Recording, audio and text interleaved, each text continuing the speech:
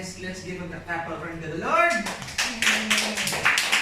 Again, good afternoon and welcome to our brand new series, How Did We Get Here? Making sense of life when everything falls apart. So for this series, it will be it will be a Bible study about the exile. So, when we say exile, ano ba ang exile? Pagpapatapon.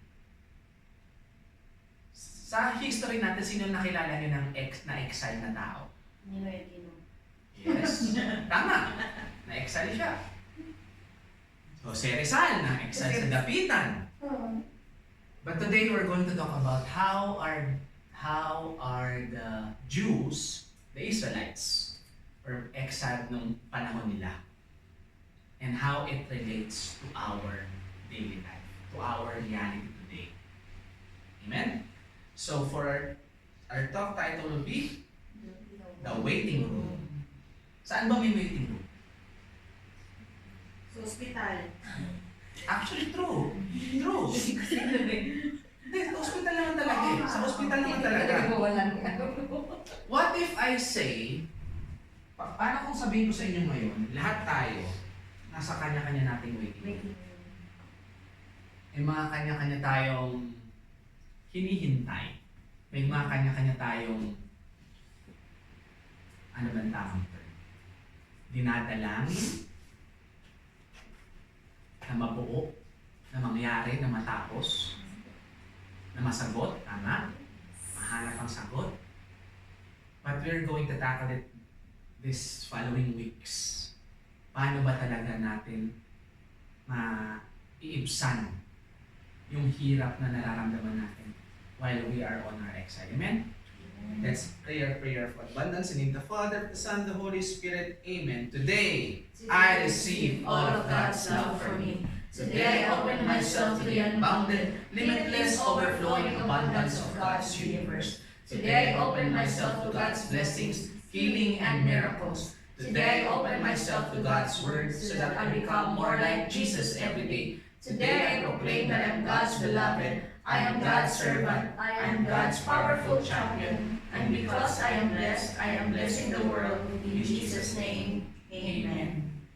Sabi ko nga kanina, the exile is, sasabihin ko ngayon, that exile is one of the most important events in biblical history. Pero hindi ito yung napapansin. Pag sinabi ko ba sa inyo sa Old Testament, ano mga naalala niyong story? Siyempre, creation. Bigyan na natin yung pinaka-obvious. Ano susunod sa creation? Sodom and Gomorrah. Okay. Ano pa? Ano pa naalala natin? Hati sa Sa Exodus, correct. Sa parting of the Red Sea. Yun. Iba-iba yun. Pero ang exile, actually, honestly, isa rin yan sa mga na-overlook ko. Ngayon lang, for this series, ngayon lang ako nakapag-refresh ulit about the exile. Let's start. Let's honor the word of God. Thy word is a lamp unto my feet and a light unto my path. Guide us, O Lord, as we talk about the exile, as we wait for our waiting room, as we wait in our waiting rooms, guide us in every way. Amen. So, pumunta tayo.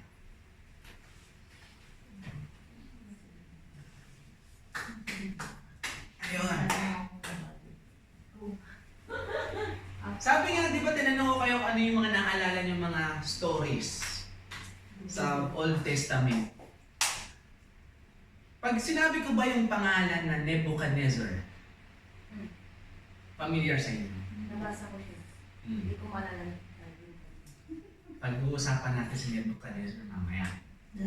But first, meron akong sasabihin sa inyo. Breakthroughs happen after the breaking. Sino ba dito naramdaman niyang broken siya? Pag walang tumaas ang kamay, ibig sabihin lahat tayo. Broken. Sino ba dito ang kaka-break lang? Mas dyan yung mga... Pwede, hindi ka break it down. Parang yung naramdaman mong ano ka lang, naramdaman mong nabasag ka. Nadilas ako. Nabasag? In time mga kapatid kasi sinabi natin, breakthroughs are happening after the breaking kasi we have to break first. Di ba sabi rin yung talk natin last week, ano ba? We break open, we rend our hearts. We break open our hearts, then we get our breakthrough. So kung ano yung nararamdaman mo ngayon, kung sa tingin mo sirang-sira ka, patience is your friend. Why? Because after it, breakthroughs are coming in. Darating at darating dyan. Sino ba nabanggit nyo kanina? Ang waiting room nakikita saan? Sa ospital. Sino ba dito recently na ano? Sa interview. Yes. Ano bang nararamdaman natin kunyari sa interview sa waiting room? Di ba nakakaba? Nakakaba. Lahat ng emosyon papasok na, lahat na lang iniisip mo, may tatanong niya kaya to sa akin? Lahat ng sakto, matatawag na. Tatawagin mo na si St. Jude, si John Paul II, sino pa ba mga miracle worker na si Padre Pio. But most of the time, ang pinaka-heartbreaking and pinaka-mabigat na waiting room is yung nasa ospital. I remember, yung lolo ko was diagnosed with lung cancer. And my mom, andun, nasa waiting room siya kasi medyo contagious eh.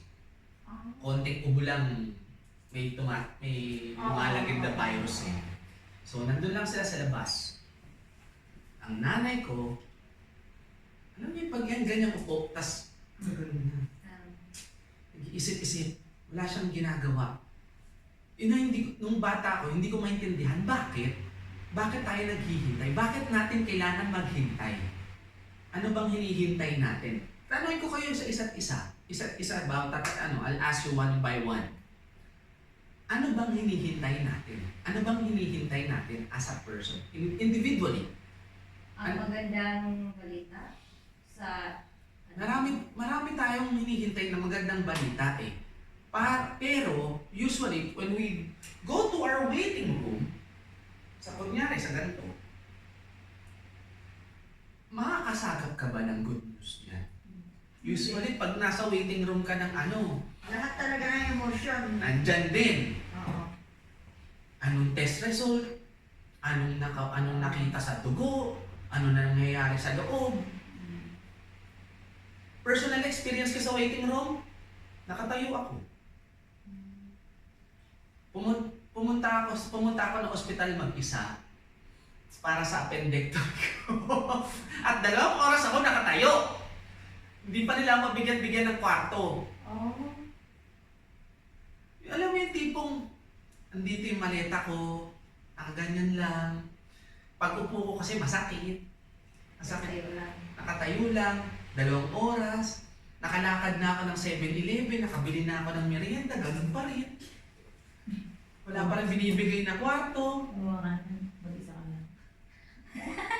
Ikaw na ako hindi ka na nag-iisa. Naranasan ko yan. I remember, talagang fresh na fresh siya kayo yung memory na ang hirap maghintay. Kahit naman basta anong klaseng paghihintay, mahirap naman eh. Sabi niya, big parts of life are about waiting. Again, based on personal experience, we waited 4 years bago kami magkaroon ng makulit. We waited 4 years and prayed for 4 years para kami bigyan ng isang makulit na batang tumatakbo sa bahay namin. And the wait is worth it. Patience is your friend. Tsaka hindi naman din tayo hindi naman din, you think the patience na ina-exert natin is hindi nare-reward. If you look some of the stories in the Bible, especially in the Old Testament, people were waiting. Like Abraham and Sarah. Sino pa ba mabibigay natin na example? Joseph. Joseph the Dreamer. If you remember him, he was waiting in the pit. Naghihintay siya sa pit bago siya mabenta ulit. Di ba? Pinagtulungan siya ng mga kapatid niya. May nakakaalala. Buti na lang may kausap ako. Buti na lang may kausap ako. Kasi nung time na yon, si Joseph ang favorite. So pinagtulungan siya ng mga kapatid niya. So kinulong siya. Naghintay siya dun sa pagkakakulong niya bago siya binenta sa mga merchants na papuntahan ng Egypt. Yun. From bottom to the top, siya ang sumagip sa Egypt ng mga panahon na yun. Then, understanding the exile will help you understand Jesus. Why? Because sa exile, makikita natin makikita natin kung paano binakita ni Lord yung winarningan na ni Lord ang mga Israelites, pero hindi sila nakinig. Just like what Jesus did in the New Testament. He warned his apostles and the people that the kingdom of God is coming. Pero walang nakikinig sa kanya. That's how we will relate on the understanding. Sabi nga kasi dito sa there are two pivotal moments in the Bible, which is Exodus and the exile. Sa Exodus, the Israelites came out of slavery. Paalis sila ng slavery sa Egypt. Ngayon, sa exile, pabalik naman sila. They came from freedom, pabalik sa slavery again. And doon papasok sa story si Nebuchadnezzar. Ngayon, si Nebuchadnezzar isa siyang king ng Babylon. Let's break it one by one. Unang part, they were conquered. Sabi, let's read. At that time, the officers of Nebuchadnezzar, king of Babylon, advanced on Jerusalem and laid siege on it. So, nung mga panahon na yan, Babylon was a big empire. Imagine natin para siyang US ngayon. So, sinalakay nila ang Jerusalem, which is, nung time na yon, they were, hati-hati na sila. Meron na silang civil war, nahati ang north and south, so nag-aaway-aaway na sila. Then that's the weakness that Nebuchadnezzar took advantage. Tinik advantage yung pagkakagulo ng dalawang panig ng Jerusalem. Ngayon, syempre, mag-aaway naman kayo. Sali na lang ako. Bayad din mo ako yung vote. Kasi hindi kayo nagkakasundo, hindi kayo united eh. Kaya nga diba, sabi nila, pag united ang isang bansa, it's powerful. But when it's divided, madaling pasukin. Yan ang perfect example. Because every time the Israelites show weakness, may dumadating na kalaban. Kasi nga, if you read previous books, dito before the Book of Kings, nagkakagulo na sila. As in, sobrang gulo na nila. May hari ang north, may hari ang south. May division, walang pagkakatugma-tugma talaga. Ngayon, the next part, they were plundered. Pag sinabi natin plundered, kinuhaan ng resource. Let's read. As the Lord had declared, Nebuchadnezzar removed the treasures from the temple of the Lord and from the royal palace and cut out the gold articles that Solomon, king of Israel, had made for the temple of the Lord. Imagine the riches that Solomon gathered para sa bansang Israel. Kinuha lang ni Nebuchadnezzar para sa Babylon. And walang nagawa ang mga Israelites. Naranasan nila bang mawalan? Yes. Mawalan ng gamit, mawalan ng... Let's say, let's on this context na lang, sa material things. Manakawan, for example, nasunugan kami 3 times. Sunugan na kami ng bahay 3 beses, and wala kaming nagawa. Kasi sunog yun eh. Oo. Kung Okay na yung manakawan kaysa masunugan. sunugan, yun nga, sabi nila. Ganun din, dati nung sa Pasay, na-hold up din ako. Na-hold up din ako. Malas. Kamalas-malas. Marami. Natatawa naman ako. Sa tinding kamalas-malas ng tao, hindi natin parang nagiging normal na lang. Hindi na natin napaghahalagahan kung anong meron. Parang sa kanila dati noon. Dahil they have their division, nag-aaway-away din sila, hindi naman sila united, wala na sila nagawa, hindi na nila na-defend kung anong merong treasure sila. Pangatlong type, deported. Read. Let's read. He, Nebuchadnezzar, carried all Jerusalem into exile, all the officers and fighting men and all the skilled workers and artisans, a total of 10,000. Only the poorest people of the land were left. The king of Babylon also deported to Babylon the entire force of 7,000 fighting men, strong and fit for war, and 1,000 skilled workers and artisans. So lahat ng valuable na tao, lahat ng VIP, artists, military, at malalakas na tao, inuwing lahat ni Nebuchadnezzar sa Babylon.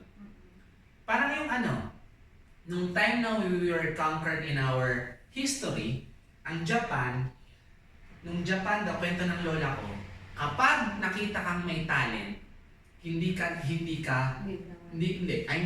gagalawin ng mga Hapon. Naabutan kasi ng lola ko yung mga Hapon sa amin sa Manila dati. Ang kwento niya sa akin noon, dati kasi siya nagtitinda nung mother niya, tsaka siya nagtitinda ng lugaw-lugaw. So, pag may dumating na Hapon, inaabutan nila ng pagkain. So ngayon, safe sila. Safe sila kasi may napapakinabangan ng Hapon sa kanila eh. Pag napapakinabangan kanila, hindi kanila gagalawin. Diba? For example, comfort women. Isa yun sa mga napapakinabangan nila. So, kukunin nila at itatreat nila ng something. Pero, gagamitin nila sa iba. Kagaya ng ginawa ni Nebuchadnezzar, ginawa niya yan sa mga military ng Jerusalem. Ngayon, bakit nagkakaroon ng parallel? Kasi, kung ano man yung nangyayari before the Old Testament, noong mga panahon ng Old Testament, nangyayari pa rin naman hanggang ngayon eh.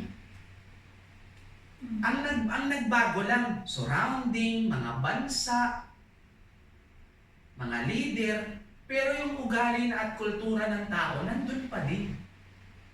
Isipin natin mga kapatid ngayon, pag ang tao ay napapakinabangan ng isang makapangyarihan, di ba, inaalagaan?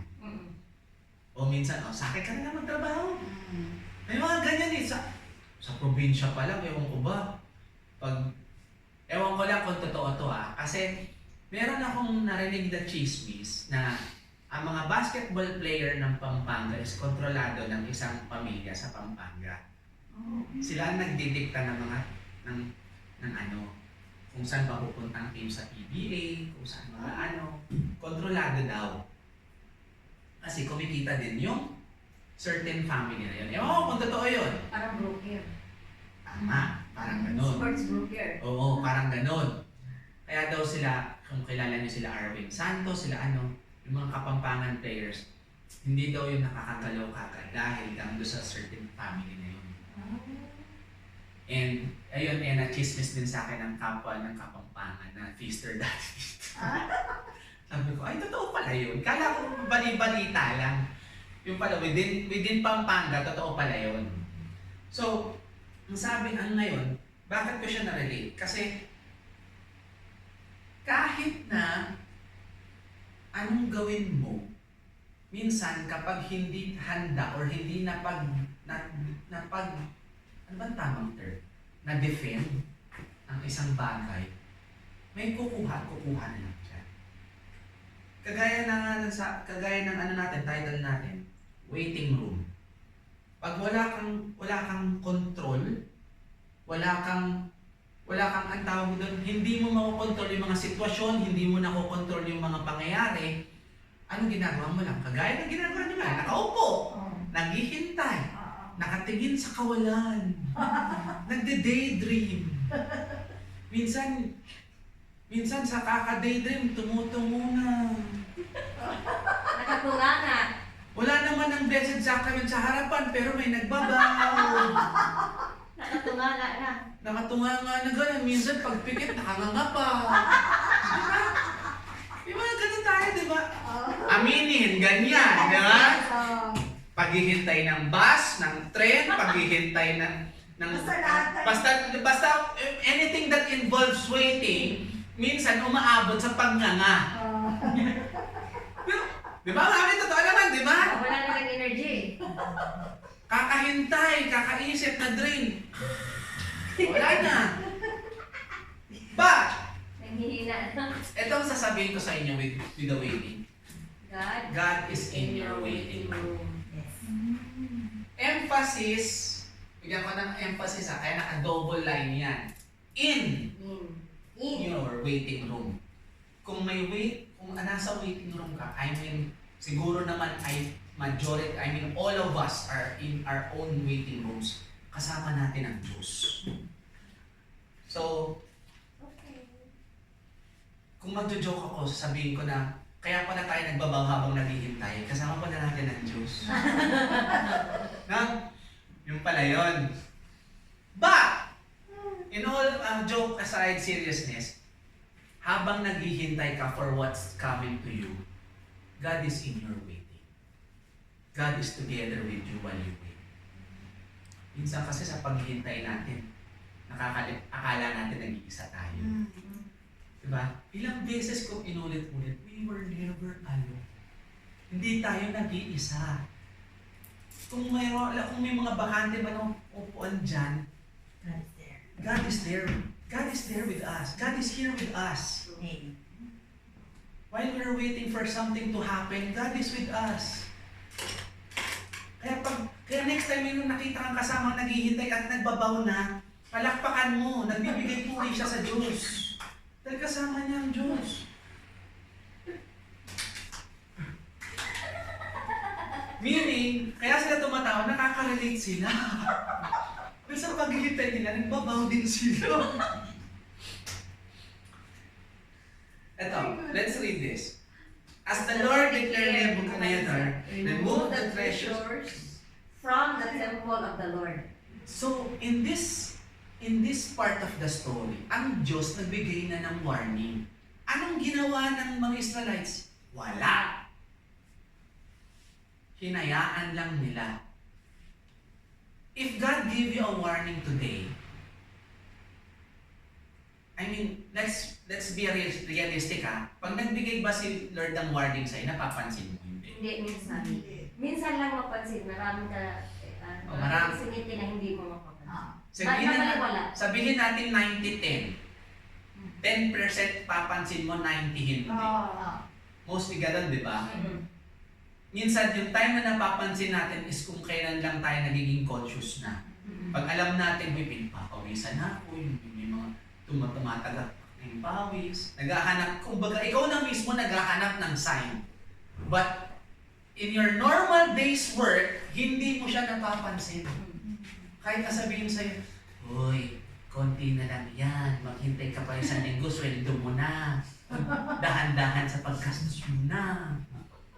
May mga ganun tayo eh. And yet, go lang tayo ng go. Anyway, when we continue, after Kings, the prophet Jeremiah gave a warning also. Let's read. Has a nation ever changed its gods? Yet they are not gods at all. But my people have exchanged their glorious God for the worthless idols. Ito yung warning ni Jeremiah sa Israelites when they turned to idolatry.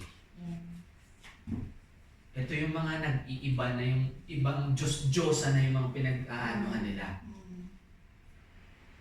Kasi nga, hindi na sila nakikita, hindi na nila naririnig ang Diyos.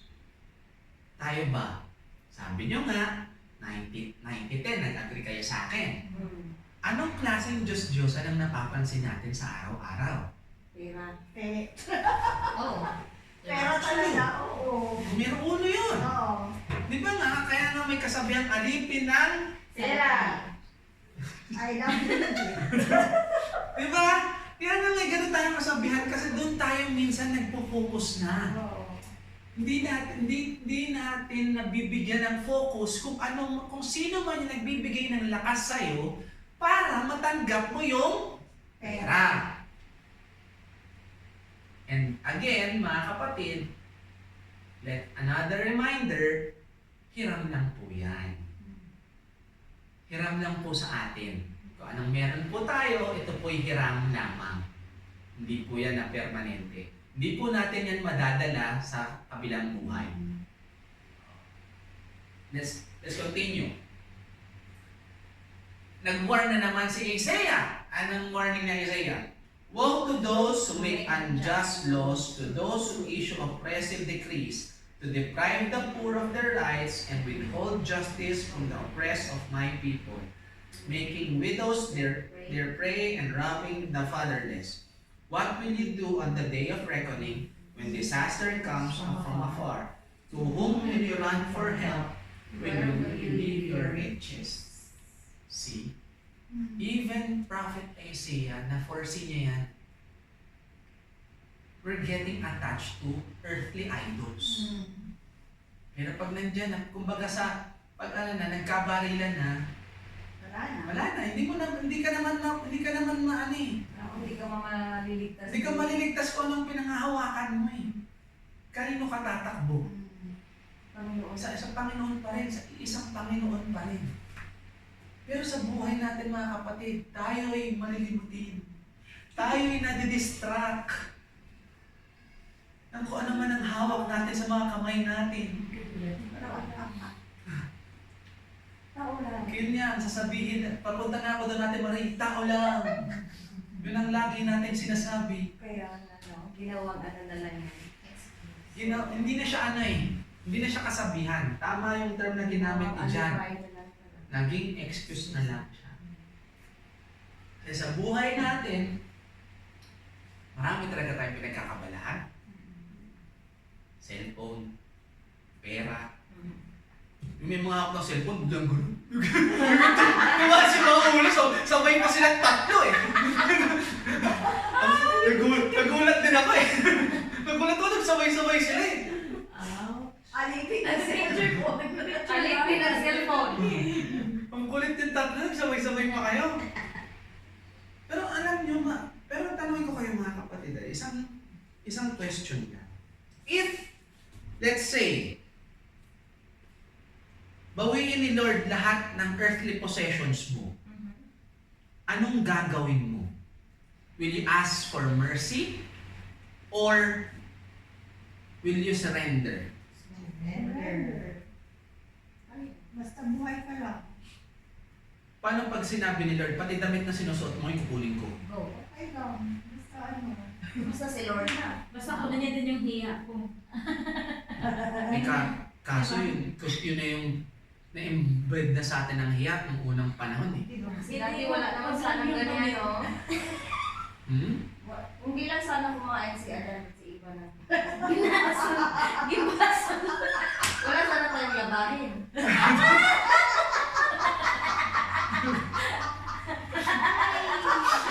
Hindi na. Benta sa akin yun ha. Kasi doon. Di ba na-joke ko na sa inyo yung kung bakit hindi makapag-decide ng babae sa pagkain? Apo. Sa ngayon, di ba? Late, Dahil din naman doon. late. Dahil din naman din kayo magkakang din.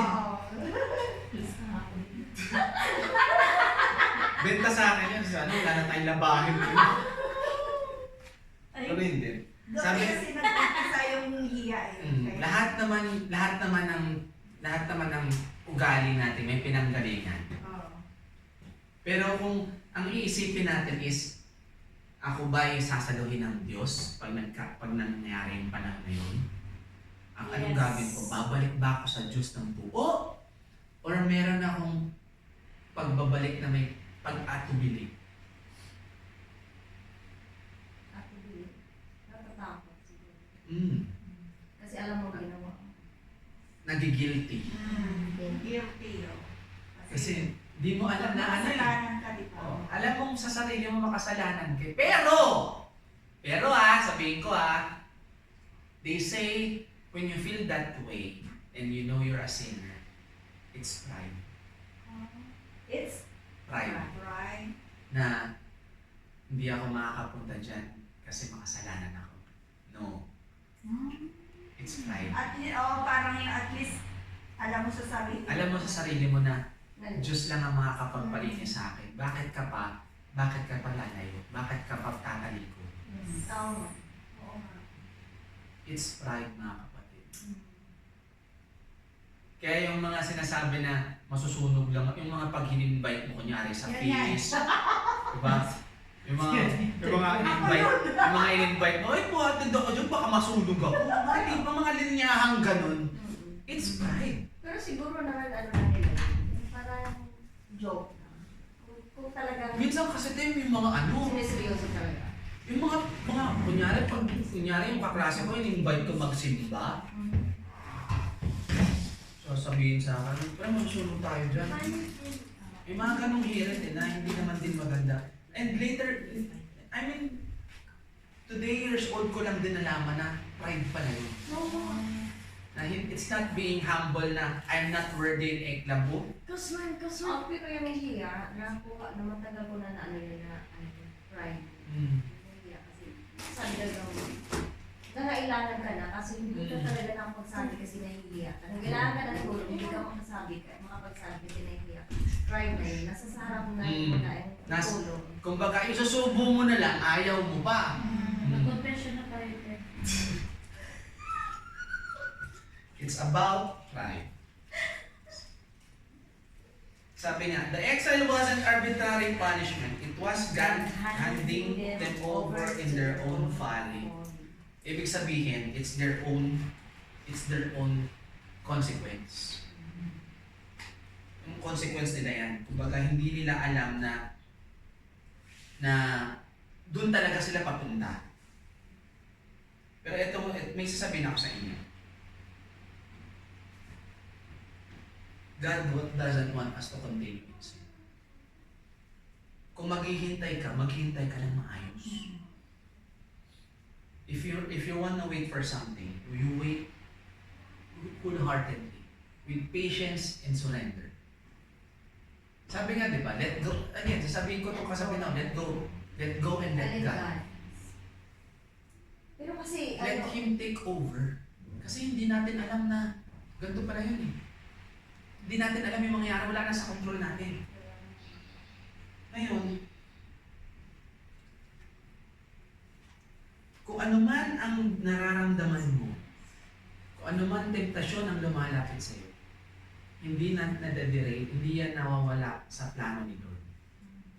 Kung ano man ang plano ni Lord, planchado na yan para sa iyo. Kung magkasala ka man, yes, ask God's mercy, but your plan still continues. Kahit gaano ka pa kapatagal maghintay, yung plano mo nandiyan na yan.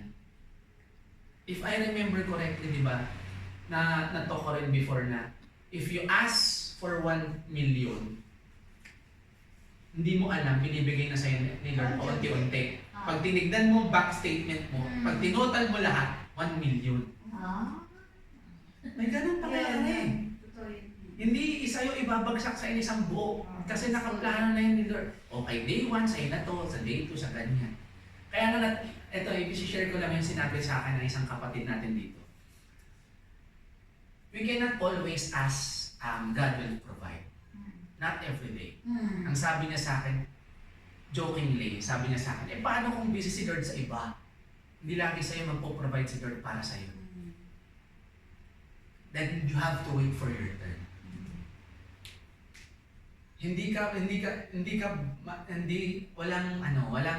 Walang isang buhos kay Lord. Ang buhos ni Lord pakalat. Sa'yo. May kanya-kanya yan. Timeline. Kanya-kanyang timeline, may kanya-kanyang priority, may kanya-kanyang bigat. And, anong tawag doon? Tama, priority yun, di ba? Yung sequencing. Maraki.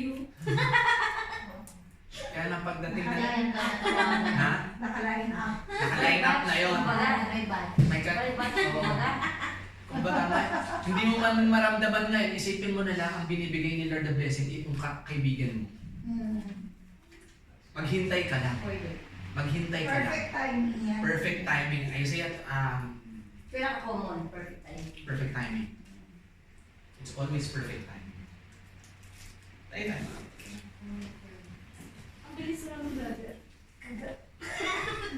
Gusto pa namin makipag-argument. Let's not forget that na sabi ko nga, kahit anong hintay natin, it's not, we're not alone. We're not alone, mga kapatid.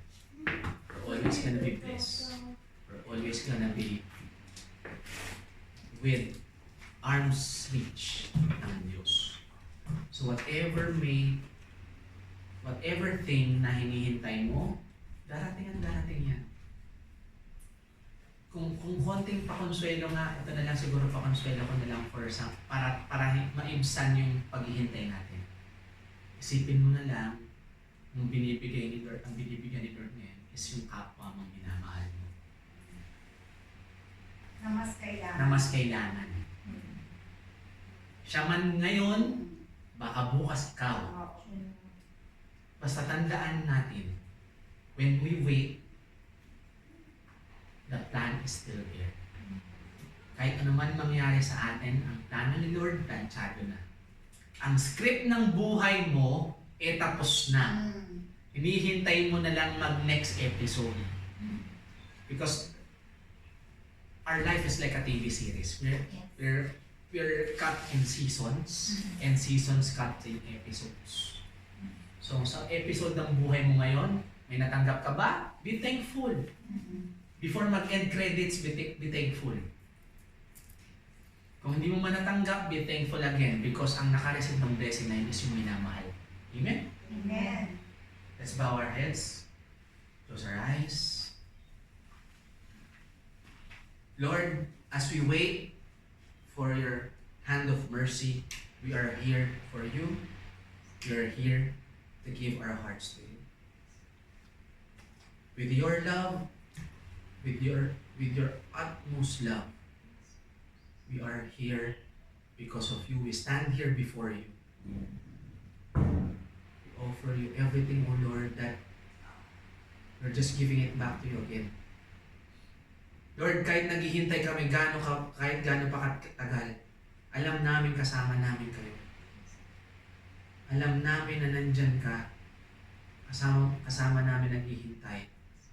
Hinihintay lang namin ang perfect timing. As we wait for your perfect timing, bless us with more patience. Bless us with open mind and understanding that it's not always about us. It's always about your children. And all of us here are your children. And we understand that everything has its own purpose and its own time. In this we pray in Jesus' name.